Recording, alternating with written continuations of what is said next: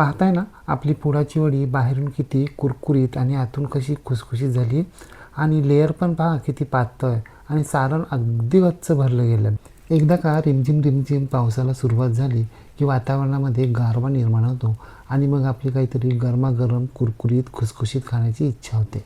म्हणूनच आज आपण पाहतोय विदर्भ स्पेशल पुडाची वडी म्हणजे सांबार वडी. विदर्भामध्ये कोथिंबिरीला सांबार असं म्हटलं जातं, म्हणून या पुडाच्या वडीला सांबार वडी असंही म्हणतात. फार वेळ न घालवता चला तर मग सुरुवात करूया आजच्या रेसिपीला.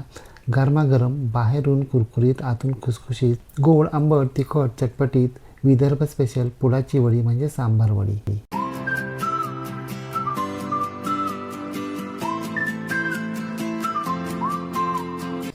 पुडाची वडी म्हणजे सांबार वडी करण्यासाठी इथे आपल्याला एक गावरान कोथिंबिरीची जुडी घ्यायची. ही जुडी आपल्याला निवडून साफ करून स्वच्छ करून तर घ्यायचीच आहे, शिवाय 2-3 वेळा अगदी हलक्या हातानं पाण्यानं स्वच्छ धुवून देखील घ्यायची. पाण्यानं धुवून झाल्यानंतर ही कोथिंबीर आपल्याला पाणी निथळण्यासाठी एखाद्या बेळणीत काढून ठेवायची. सगळं पाणी निथळल्यानंतर एक सुती कापड घ्यायचं आहे, त्यावर ही कोथिंबीर आपल्याला पसरवून घ्यायची आहे. कोथिंबीरीवर दुसरं सुती कापड पांघरायचं आहे आणि ही कोथिंबीर आपल्याला किमान 3 ते 4 तास मोकळ्या वाऱ्यावर अशीच ठेवून द्यायची आहे, म्हणजे तिच्यातलं सगळं पाणी ओढून जाईल. कोथिंबीर पूर्णपणे कोरडी झाल्यानंतर ही कोथिंबीर आपल्याला सुरीच्या साहाय्यानं अशा पद्धतीनं बारीक चिरून घ्यायची. खरं तर कोथिंबीरीच्या पानापेक्षा कोथिंबीरच्या देठामध्ये जास्त पोषण मूल्य असतात, म्हणून आपल्याला काय करायचं, जाड देठ घ्यायचे नाही आहे. जेवढे कोवळे देठ आहेत ना, ते सुद्धा आपल्याला घ्यायचं आहेत. आपली कोवळ्या देठासहित सगळी कोथिंबीर बारीक चिरून झालेली आहे. आता ही बारीक चिरून झालेली कोथिंबीर आपल्याला एका बोलमध्ये काढून घ्यायची आहे. कोथिंबीर व्यतिरिक्त पुडाच्या वडीसाठी आणखीन काय काय साहित्य लागतं ते आता आपण सविस्तरपणे पाहूया. नुकतीच आपण बारीक चिरून घेतलेली कोथिंबीर, पाव वाटी किसलेलं सुकं खोबरं, 4 चमचे पांढरे तीळ, 2 चमचे खसखस, 4 चमचे शेंगदाण्याचा कूट, 1 चमचा धने पावडर, 1 चमचा जिरे पावडर, 1 चमचा गरम मसाला पावडर, 1 चमचा तिखट लाल मिरची पावडर, अर्धा चमचा बडीशेप आणि 7-8 लसणाच्या पाकळ्या ठेचून घ्यायच्या. मूठभर अर्धवट कुटून घेतलेले शेंगदाणे आणि 1 चमचा आमचूर पावडर. सांबार वडी खाताना हे शेंगदाणे दाताखाली आले ना, खूप छान लागतात. या व्यतिरिक्त फोडणीसाठी जे बेसिक साहित्य लागतं ना, ते तर लागणारच आहे. आता आपण सांबार वडीसाठी लागणारं सारण तयार करायला घेऊया. त्यासाठी गॅसवर एक जाड बुडाची कढई गरम करण्यासाठी ठेवायची. कढई चांगली गरम झाली की त्यामध्ये आपल्याला 2 चमचे तेल घालायचे. तेल चांगलं कडकडीत गरम झालं की यामध्ये आपल्याला अर्धा चमचा जिरे आणि आपण ठेचून घेतलेला लसूण घालायचा आहे. आणि हा लसूण आपल्याला मंद आचेवर फक्त 1 मिनिट परतून घ्यायचा आहे, जेणेकरून त्याचा कच्चा उग्रदर्प उडून जाईल. लसणानं रंग बदलायला सुरुवात केलेली आहे. आता यामध्ये पाव चमचा हळद, पांढरे तीळ, खसखस आणि बडीशेप घालायची आणि हे सगळे जिन्नस आपल्याला मंद आचेवर फक्त 1 मिनिट परतून घ्यायचं. यानंतर शेंगदाण्याचा कूट, अर्धवट कुटून घेतलेले शेंगदाणे आणि खोबऱ्याचा कीस घालायचा आहे आणि हे सगळे जिन्नस आपल्याला मंद आचेवर फक्त 1 मिनिट परतून घ्यायचे, व्यवस्थित मिक्स करून घ्यायचे. यानंतर यामध्ये धने पावडर, जिरे पावडर, गरम मसाला पावडर, तिखट लाल मिरची पावडर आणि आमचूर पावडर घालायची आहे आणि हे सगळे जिन्नस व्यवस्थित मिक्स करून घ्यायचे आहेत. या सगळ्या पावडर तयार करण्यासाठी ते सगळे जिन्नस व्यवस्थित भाजून घेऊन मगच त्यांची पावडर तयार केली जाते, म्हणून हे सगळे जिन्नस आपल्याला आत्ता खूप वेळ भाजायची गरज नाही आहे, फक्त व्यवस्थित मिक्स करून घ्यायचं. आमचूर पावडरचा आंबटपणा बॅलन्स करण्यासाठी यामध्ये 1 चमचा साखर घालायची, चवीप्रमाणे मीठही घालायचे आणि सगळे जिन्नस व्यवस्थित मिक्स करून घ्यायचे. आता बारीक चिरलेली हिरवीगार फ्रेश कोथिंबीर घालायची आहे आणि ती व्यवस्थित मिक्स करून घ्यायची आहे. पाहताय ना, आपली कोथिंबीर कशी मोकळी फडफडीत दिसते आहे. कोथिंबीर स्वच्छ धुवून घेतल्यानंतर तिच्यातलं सगळं पाणी निथून काढणं आणि कोथिंबीर मोकळ्या वाऱ्यावर अगदी मोकळी फडफडीत करून घेणं ही या पदार्थाची सगळ्यात महत्त्वाची स्टेप आहे. कढई गॅसवर ठेवल्यापासून गॅसची फ्लेम आत्तापर्यंत आपण बारीकच ठेवली आहे, कधीही मध्यम किंवा मोठी केलेली नाही आहे. आत्तासुद्धा मंद आचेवरच आपल्याला ही कोथिंबीर या मसाल्यामध्ये व्यवस्थित मिक्स करून घ्यायची आहे. जवळजवळ ही कोथिंबीर या मसाल्यामध्ये मिक्स होण्यासाठी आणि ती मऊ पडण्यासाठी 10 मिनिट लागतात. 10 ते 12 मिनटं मंद आचेवर एकसारखं परतत राहिल्यानंतर आपली कोथिंबीर आता मऊ पडलेली आहे आणि घरभर गोड, आंबट, तिखट असा अरोमा देखील दरवळायला लागलेला आहे. एक प्रकारे आपलं पुडाच्या वडीचं म्हणजे सांबार वडीचं सारण तयार झालेलं आहे. आता गॅस बंद करायचा आहे आणि हे सारण आपल्याला एखाद्या बोलमध्ये काढून घ्यायचं आहे आणि पूर्णपणे थंड होण्यासाठी बाजूला ठेवून द्यायचं आहे. जोपर्यंत सारण थंड होतं आहे तोपर्यंत आपण पुडाच्या वडीसाठीचं आवरण तयार करायला घेऊया. त्यासाठी एका बोलमध्ये आपल्याला 1 कप मैदा आणि अर्धा कप चणा डाळीचं पीठ म्हणजे बेसन पीठ घ्यायचं आहे.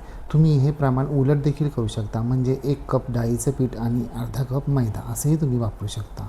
पारंपरिक पद्धतीच्या सांबारवडीमध्ये डाळीच्या पिठाचं प्रमाण जास्त असतं आणि मैद्याचं प्रमाण अत्यल्प असतं. आता यामध्ये पाव चमचा हळद आणि अर्धा चमचा ओवा अशा पद्धतीनं हातानं चोळून घालायचं आहे. 4-5 चमचे कडकडीत तेलाचं मोहन देखील यामध्ये घालायचं आहे आणि आपल्याला हे सगळे जिन्नस हातानं चोळत व्यवस्थित मिक्स करून घ्यायचे. सगळे जिन्नस एकमेकांमध्ये अगदी व्यवस्थित मिक्स व्हायला हवेत.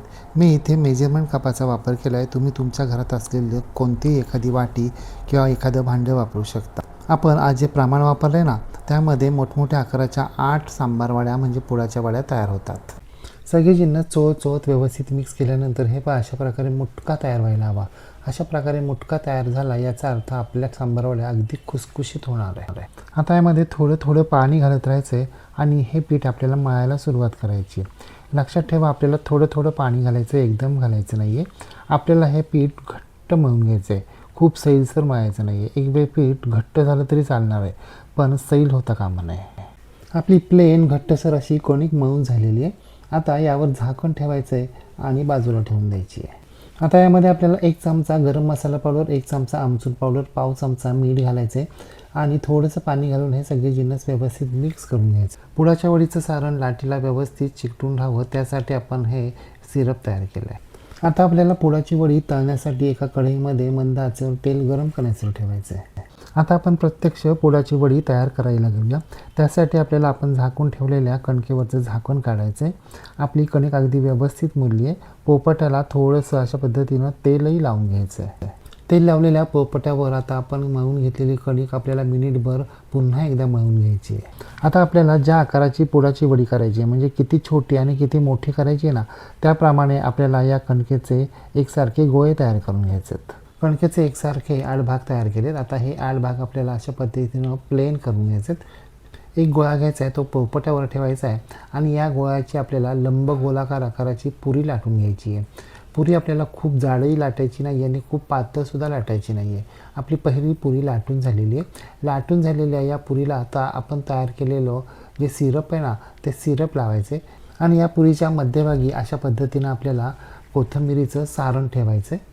आता पुरीच्या दोन्ही बाजूच्या कडा आपल्याला अशा पद्धतीनं फोल्ड करायच्यात आणि दोन्ही बाजूनं या कडा आपल्याला चिकटवून घ्यायच्या आहेत. आपण पुरीला आधीच सिरप लावून घेतलेले आहे, त्यामुळे आता वेगळं असं पाणी लावण्याची गरज नाही आहे. आता पुरीच्या दुसऱ्या 2 बाजू देखील आपल्याला अशा पद्धतीनं फोल्ड करून घ्यायच्यात आणि त्या चिकटवून घ्यायच्यात.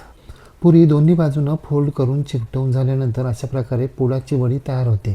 अशा प्रकारे पुडाची वडी तयार झाल्यानंतर ही पुडाची वडी दोन्ही बाजूनं बोटांच्या साहाय्यानं हलक्या हातानं प्रेस करून पुन्हा एकदा व्यवस्थित चिकटवून घ्यायची, म्हणजे तळताना सारण बाहेर येणार नाही. इथून पुढील सगळ्या सांबारवड्या आपल्याला अशा पद्धतीनंच करून घ्यायच्यात.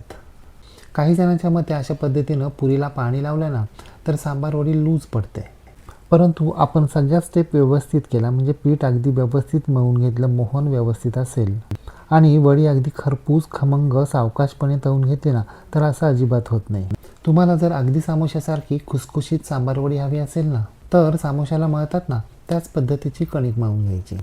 प्रत्येक सांबारवडी तयार करून झाल्यानंतर ती अशा पद्धतीनं हलक्या हातानं बोटांच्या साहाय्यानं दोन्ही बाजूनी व्यवस्थित दाबून घ्यायची, म्हणजे तळताना सारण बाहेर येणार नाही, एवढी मात्र काळजी अवश्य घ्यायची आहे.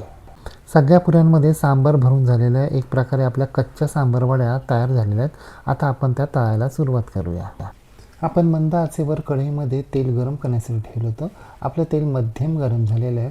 आता एक एक सांबारवडी आपल्याला तेलामध्ये हळूवारपणे सोडायची आहे. आपल्याला एकदम सांबारवड्या सगळ्या सोडायच्या नाही, तर 2 ते 3 सांबारवड्याच आपल्याला तेलामध्ये एका वेळी सोडायच्या. गॅसची फ्लेम मध्यम करायची आहे आणि सांबारवड्या तेलात सोडल्या लगेचच त्यांना झारा किंवा चमचा लावायचा नाही आहे. हे पाक कढई अशा पद्धतीनं आपल्याला हातानं थोडीशी हलवून घ्यायची आहे. झाऱ्याच्या साहाय्यानं प्रत्येक सांबारवडीवर तेल उडवत राहायचं आहे आणि सांबारवडी तेलावर तरंगायला सुरुवात झाली की आपल्याला प्रत्येक सांबारवडी उलट करून घ्यायची आहे. सांबारवडी उलट केल्यानंतर देखील आपल्याला प्रत्येक सांबारवडीवर झाऱ्याच्या साहाय्यानं तेल उडवत राहायचं आहे. असं केल्यानं आपली सांबारवडी दोन्ही बाजूने अगदी व्यवस्थित खमंग खरपूस तळली जाते. अगदी 2 ते 3 मिनिटातच आपल्या सांबारवडीनं रंग बदलायला सुरुवात केलेली आहे आणि तेलावरील बुडबुडे देखील खूप कमी झालेत आणि घरभर दरवळ देखील पसरतो. याचा अर्थ आपली सांबारवडी खरपूस खमंग तळली गेली आहे आता या सांबारवड्या आपल्याला डीप झाऱ्यामध्ये काढून घ्यायच्यात आणि नंतर टिश्यू पेपरवर ठेवायच्यात, म्हणजे अतिरिक्त तेल शोषलं जाईल. इथून पुढील सगळ्या सांबारवड्या आपल्याला अशा पद्धतीनंच खमंग खरपूस तळून घ्यायच्यात. विदर्भामध्ये ही सांबारवडी फोडणी दिलेल्या ताकाबरोबर किंवा कढीबरोबर खाल्ली जाते. तुम्ही तुमच्या एखाद्या आवडत्या चटणीबरोबर किंवा टोमॅटो केचप, टोमॅटो सॉस याबरोबर देखील हिचा आस्वाद घेऊ शकता. आपल्या सगळ्या सांबारवड्या तळून झालेल्या आहेत. किती कुरकुरीत खुसखुशीत झाल्यात, आवाज तर ऐका. एक सांबारवडी मी तुम्हाला कापूनही दाखवतो. पाहताय ना तुम्ही आपलं सांबारवडीचं आवरण किती पातळ झालं आहे आणि सारण पहा कसं गच्च भरलं गेलं आहे, एकदम भरपूर भरलं गेलं आहे सारण. आहे की नाही, बाहेरून कुरकुरीत आणि आतून खुसखुशीत, गोड, आंबट, तिखट, चटपटीत तर ती आहेच आहे.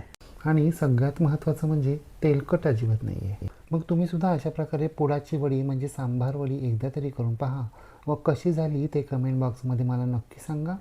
रेसिपी आवडल्यास लाईक, शेअर, कमेंट करायला विसरू नका.